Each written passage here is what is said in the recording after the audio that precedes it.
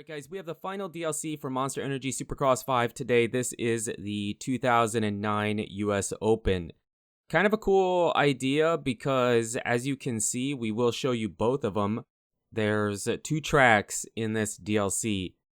It's one track, but it runs both ways. So you get two different tracks. You can time attack it, you can race it, all that stuff. So it is pretty cool. We do show you the second track, and you can see that the overall layout is exactly the same, pretty much. So kind of cool. One track is a bit faster than the other one, and there might be, I do try, and we'll talk about it when we get there, but there is a little bit of line choice on the first track. Not so much the second track, but still kind of a cool idea, and it just dropped. So let's jump into it and check it out. Okay, so here we go. This is the first version of the track. I would say this is probably the more difficult version to play. Neither track is tough. They're both pretty simple, but this one, I think it probably has a different line you can take in one of the rhythm sections, and you will see it. We do try, but we hit it in second gear and probably would have to hit it in third gear or have a different gear ratio or whatever. And actually, it's right here. This section, we triple quad, but it feels like you could jump to that table and then maybe triple off. I'm not sure, but yeah, still pretty cool. Short track, easy track. It might not be perfect because it says it's inspired, so maybe it isn't exactly the way it should be, but probably pretty close. So pretty cool. And again, sit tight, we do have the second track, which basically just runs the opposite direction. So it's simple.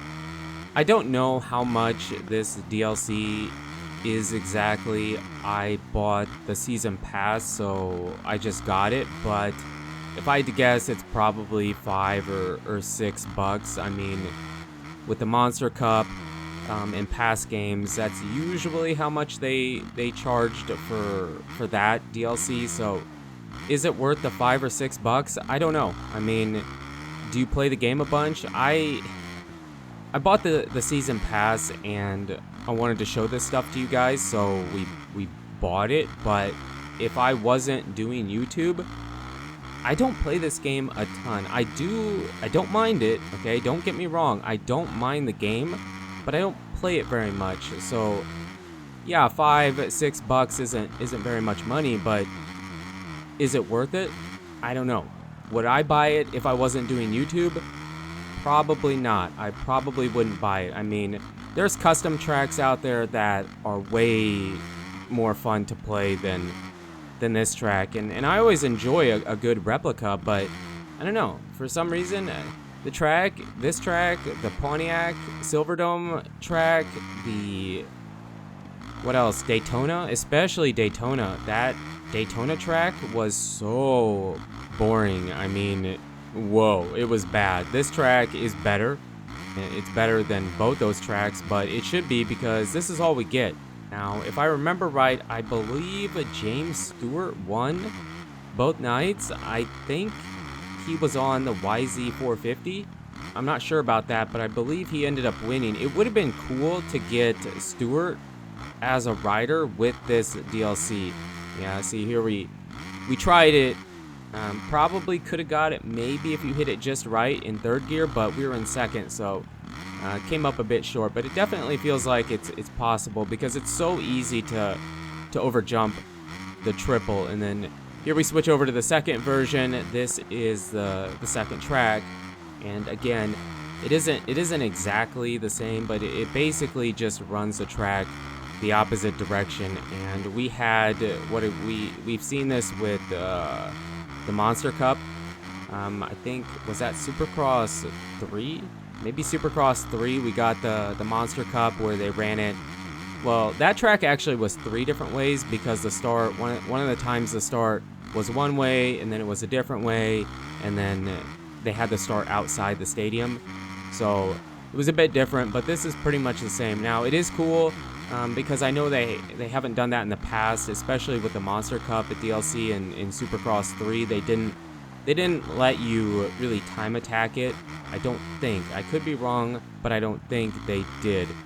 And in this one, you can time attack both versions of the track. We did, and yeah, this track is definitely faster. And everything, I don't know. I'm not sure if the jumps and the rhythm sections seemed so small. Not small, but like the triples feel really tiny, right? And maybe it was that way in real life. I'm not really questioning how authentic the track is, but yeah, it just, I don't know. It is the way it is. It is what it is, I guess. And back to, is it worth the $5 or $6? I don't know. Maybe if you play the game a lot, probably. If you bought the season pass, then you just get it. And I think the season pass was probably a pretty fair price. I mean, you would have spent more money buying this stuff individually than you would have if you just got the season pass, right? So yeah, it's probably worth it for the season pass if you really enjoy the game. I don't think this DLC is worth it if you were to buy it individually. So if you didn't buy the season pass and you play the game, but you don't play the game a ton, probably not worth picking it up. We have seen better stuff. I feel like the DLC overall this year was good. The Legends packs were a great idea. It was kind of a letdown that it came out really buggy at first, you know, with the 2-strokes having the 4-stroke sounds and whatnot, but I kind of feel like the tracks haven't been that great. Now, in past years, they did the 3D scanning for the Monster Cup, and it was much more official.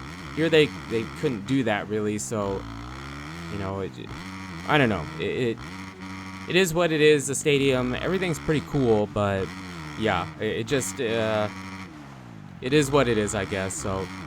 yeah, this is the final DLC, the final major DLC. I think we get 2 other ones. We get some kind of Allegiance pack or whatever, and something else. I'm not sure, but we probably won't cover that. I generally don't buy that stuff. Now, I get it anyways because, again, the season pass, but this was the final major DLC. But out of the 3 that we got, the 2 Legends packs are for sure better, because the riders and the bikes were done pretty well for the most part, minus a few things, but overall the Legends pack was definitely the way to go if you were going to buy the DLCs individually. This one, it's okay. I don't really have too many complaints. It just, I don't know, it's a bit boring.